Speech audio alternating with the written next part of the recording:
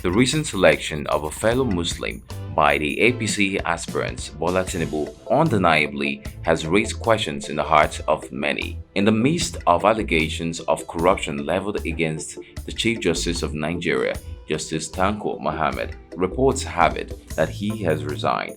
Could this be a move to subtly avert legal punishment if found guilty?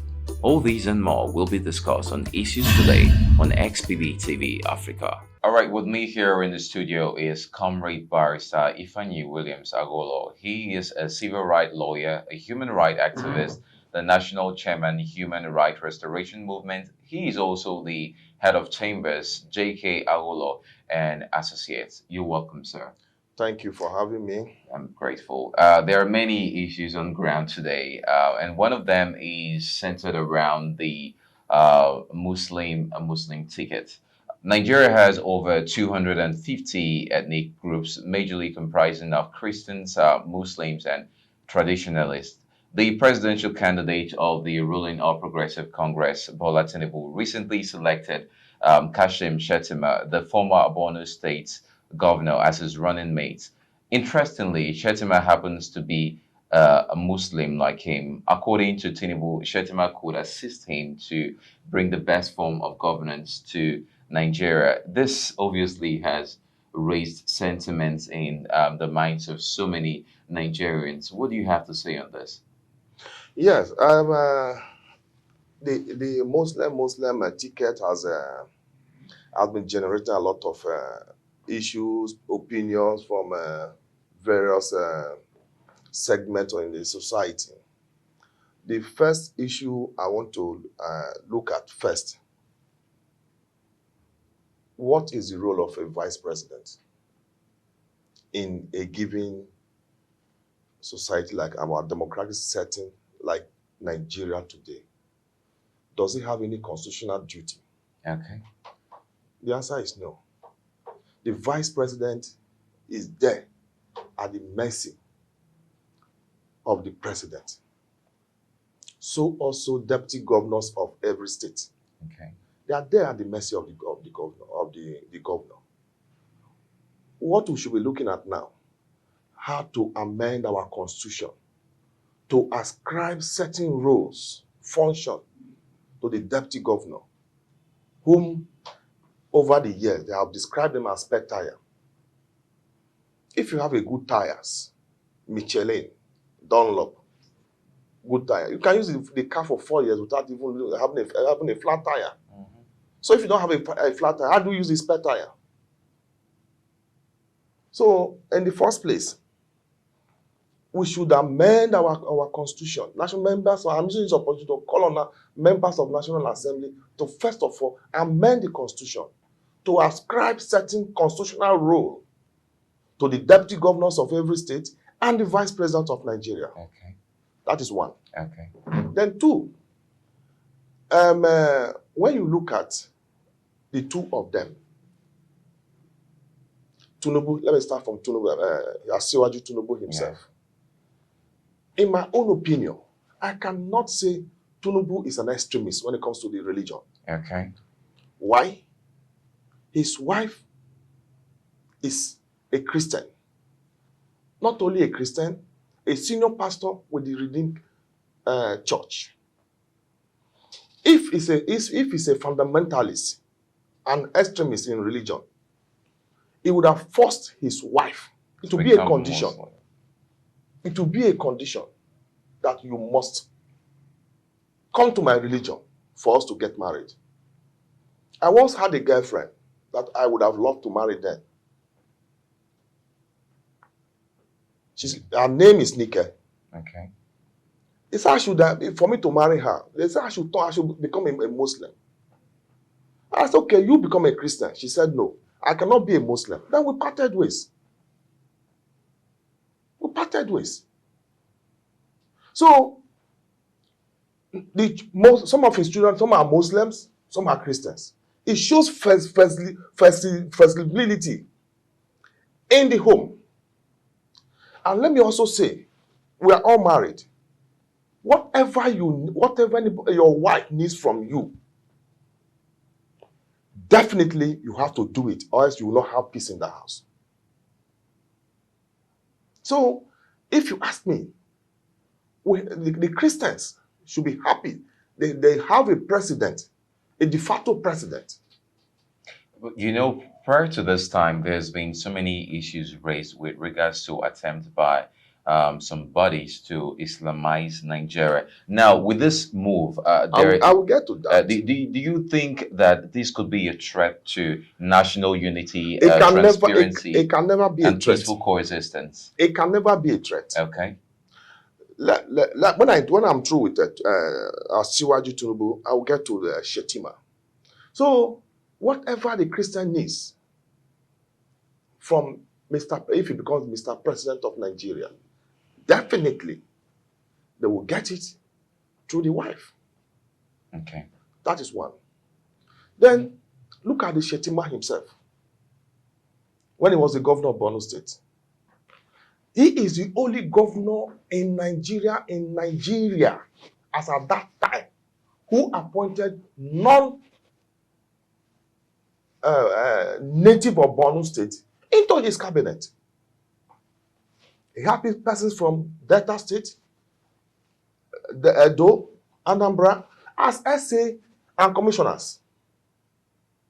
If a man who has shown that he is not a tribalistic person can appoint somebody from Delta State, somebody from Edo State, somebody from Anambra, Imo, into his cabinet, and they all function until he left. Can you now say that person is a fundamentalist? That's another question I'm leaving for them to answer. Then the third one, when the Boko Haram burned down 56 churches when he was the governor of Borno State, he didn't stop. He rebuilt the churches. He rebuilt the churches and make them comfortable. This information is coming from Kan, Borno State. Can you now say that this such a man is a fundamentalist? Then let us go to the main issue. I'm a Christian of the Baptist Church. We are too docile. The Muslims are playing politics. Christians are clapping in the church.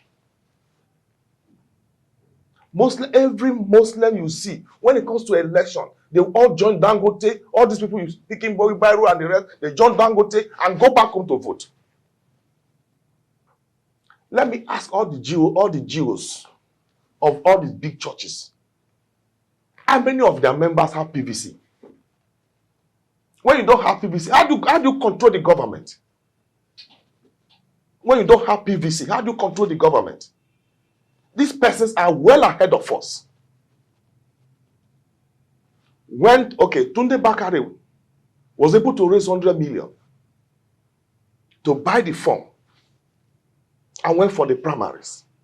How many Christians come up openly to support him? How many Christians raise money? Come. Whether you let's give him that solidarity support. How many of them did it? Okay, so what you're saying now with the efforts of Shettima, I mean, you gave your facts from what's his name, Tinubu, and also you gave your fact from Shettima. So obviously you're saying that because of their efforts prior to this time, in time past, you don't see any possible threats coming from I don't see any possible from threat. this collaboration. Yeah. The Okay. first thing that comes into any politician's mind is how to win his election. Okay. How do I win my election? It's not hard to please any person, though. Okay. If I don't know, but 1 minute, please. Okay. If I don't know you please somebody and I don't know you lose the election, of what use is it's greeting to a dying man? Okay, I think I'm saying that the first thing I agree, any politician would definitely want to win election. But the principle of democracy should come first before ecocentrism. What do you have to say on that? Yeah, the principle of democracy did not say It must be one ethnic group. Okay, but 30 years ago, we had Abiola and Kingibe. okay. Muslim ticket. But And even it was the finest and freest election. okay, but even the APC constitution makes provision for selection of a running mate that is cut across all ethnic groups, cut across all religion. I think I paid attention to that this morning, and even if the APC constitution itself even recognizes this fact, then I think it is only rational for Nigerians in general to feel this way, sentiments aside. Yes, the constitution of any political party is drew its strength Okay. from the constitution of Federal Republic of Nigeria. Yeah, And sure. Federal Republic of Nigeria give credence to federal character. Okay. Federal character. The area where we, the Christian, would have addressed before now, we have all service chiefs from one zone. Did they address it? No. We have most of the key positions from one zone.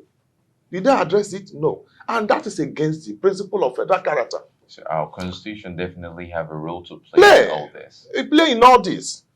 So, and you see, that is why I like the late Benson Dahosa. Okay. He's a practical human being. When he was alive, when Oyegu was contesting with Reverend Obada, he came out and said, every Christian in the State go and vote for SDP. Obada will represent our interests. That's our candidate. Who among them? They are all dancing around it. We go and vote for somebody who is a Christian. Come out and say this is what we want. Okay. Come out, because the Muslims are not hiding their candidates. Surely. They're not hiding it. Why are you afraid to say we want somebody to be this and that? Well, transparency in governments definitely cut across sentiments, it cut across religious preferences, and any sentimental feelings attached to this. There is also another issue on ground. It is no longer news that the Chief Justice of Nigeria, Justice Tanko Muhammad, has resigned. Yes. And Buhari saw him into office after the sack and the final suspension of the former CJN, that's the person of Water Onoge. Tanko's resignation came in after some allegations that was laid on him, allegations of corruption leveled against him by 14 Supreme Courts, who in a protest memo accused him of not giving them their entitlements, and also responding to the allegation put forward by these 14 justices. Mohammed said that the Supreme Court was financially handicapped. So the questions here is, could his resignation be an act to avoid legal consequences if at all found guilty? I want to start with that first before any if found guilty. Yes. Going by the question you have just put across, the moment you are appointed, let me start from this angle, the moment you are appointed as a judge of the higher bench means from the High Court, Court of Appeal, and the Supreme Court, you are presumed to be an introvert. Whatever you see something, say nothing. You endure. But for the justices of the Supreme Court, 14 of them to come up together and send, let me call it a memo, to the CJN over the way he has been handling the affair of the Supreme Court. It gave a lot of us who are lawyers cause to worry. For them to speak out, so I think it has gotten them to to the level that for them to speak out when they are presumed to be introverts. Yes, the man has thrown in the towel, citing high ground as a way of leaving the number one seat, even when he has about 16 or 18 months to go. If he cites high ground, fine. He's allowed to bow out. But that has not stopped the issues the Supreme Court justices have raised, whether the National Assembly now, they have said they want to investigate them. But the problem we have in Nigeria, once an issue is raised and the initial dust settles, that is the end of the matter. Why does he have to bring the health issues just after very close to the time he was so many allegations were leveled against him? Don't you think that's a little bit suspicious? Though we don't have the facts. Yeah, the Constitution gave conditions upon which one can leave or remove. Either you leave or you can be removed from office. Okay. One of them is health ground. Even when you have so many years to go and they see that you is able to say, I have health challenges and my health challenges cannot allow me to continue to function in this office. Well, then you are allowed to go. But in my own simple opinion, Okay. It's a clever way of saving himself Future. and the judiciary Yeah. And from any further embarrassment. I agree with you. That's all. I agree with you. Could this also be tied to the poor annual judicial budgets, or could it be as a result of misappropriation of funds for the judiciary? Some of us are not seized with the facts, but when you listen to Mr. President, he will tell you all the budgetary allocation for National Assembly, for the judiciary, is released to them.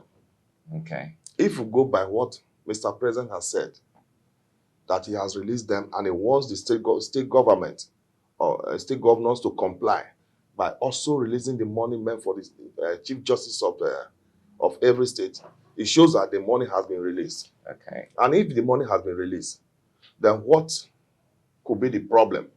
Do you think it's tied to the administrative and managerial practices of the judiciary? So I can't understand. If you're talking about if the money has been released, the allocations, Has been released to them. then what is the problem? I am asking now. Do you think the problem has to do more with the judiciary in terms of the administrative aspect of the judiciary? It's administrative. It's administrative. If we go by what Mr. President has said, Okay. that the money meant for National Assembly is released in block to them. Then the president of the National Assembly runs the affair Okay. with the speaker. Okay. Whatever that is due to the speaker and due to the Senate, they get it and run the affair. If similar thing is applied to the federal judicial or workers, then if the president release the money and it's not getting down, or if it has gotten down, the judges, the 14 Supreme Court justices will not complain. Thank you. Okay. So it shows that there's a problem Obviously. in the administrative. Obviously. And now that he has left, the new man is already addressing some of those issues, so that like it is often said, the judiciary is the last hope of the common man. It's true. And if we start having problem with the judiciary, If it's faulted, then there's a problem. And by yesterday, I'm happy that the Justice Obaseki of the National Industrial Court gave judgment in favor of the suit brought by Sebastian Hans, SAN, okay. that there should be a review of the salary of judges. Of judges. And look at it. A judge that is appointed since 2008. Since 2008, over 14 years, you're on one salary. It's really bad. It doesn't make sense. It's really bad, and it's still on the letter presented by the judges. It doesn't make sense. They complain of lack of residential accommodations, vehicles. I'm even getting to that. Okay, today they are appointing judges. How many of these judges in the state lives in the quarter? In those days, when I was in secondary school, I used to follow my dad to court. A judge lives in the quarter. Mm. A magistrate lives in the quarter, is entitled to orderly and a vehicle. There's no outside the judges, they manage to give vehicles. Some magistrates don't have vehicle. The other day I was going to court. I saw a president of a customary court waiting for Okada to go to court. So sad. Two things came into my mind. Should I pick him? It is in my mind to pick him and drop him in the court. But if I pick him, and as I'm dropping him, my opponent sees me, what to run through my opponent's mind? He said, the judge has compromised. Not knowing that I have rendered a service that there's nothing attached to it. A humanitarian and compulsory service. But I had to drive past him. So, in line with this sad and lugubrious state of the judiciary and the complaints that have been put forward by the justices, how does this reflect the condition of the judiciary and Nigeria as a country? And what is your advice to the arm? You see, first and foremost, every state governor should make the judiciary independent. That's our number one problem. The judiciary should be independent. It's very, very sad. A chief judge of a state going cap in hand to a governor. You go to governor's office, they say he's busy. And they say there's the principle of separation of power. Does not apply. It doesn't apply. Even the checks and Balance balances. is not there. The executive obviously have upper hand. than when the chief judge disagree with the governor will not release money to you. Outside the statutory money meant for salary and the rest. No separation of power. There's no separation of power. So first of all, we should enforce separation of power. Let the judiciary be independent. Thoroughly independent. Every arm, not just the judiciary. Every arm, as a matter of fact, but because this is my area, I am speaking for my area. Let judiciary be independent, and they should also look at the appointment of judges. They should be taken away from let all those unnecessary influence from politicians. When you get a wrong person on the bench, you are creating problem for the society. You are creating problem for the society. When the judge delivers a wrong judgment, it takes a long time to go and appeal. There's no appeal you go from High Court to the Court of Appeal that would take no less than 2-3 years. If it's a criminal matter, the person will be in detention for 2-3 years. A man was convicted in one of the high courts here. I did the matter. He was convicted for 3 years. I did the appeal to Court of Appeal Benin Division. When we got there, when we actually argued the appeal, and at the end of the day, the conviction was set aside. But after that time, the man has finished serving. So sad. So who pays him? Where is the compensation?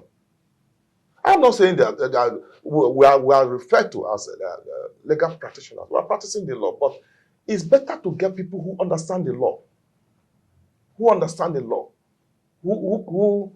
have knowledge of the law to be on the bench. When they're on the bench, the load work of the court and the lawyers reduces. Thank you very much. Okay, that has been a wonderful time with Comrade Barrister Williams Agholor, and he has in details explicated some of the problems that we are facing. I mean, we discussed first of all the Muslim ticket. In his opinion, it is not wrong for the presidential candidate and his running mates to be of the same religious group. What he is saying is any government, regardless of ethnic or religious affiliation, that can provide transparency and good governance is what we are looking for. And I hope that you followed critically. It is also part of our appeal here at XPB TV. We are also promoting good governance through our platform. It's been a wonderful time. I am Igbiji Gus Promise from XPB TV. Thanks for watching. Don't forget to like, share, and subscribe to all our YouTube channels and also our platforms. Thanks for watching.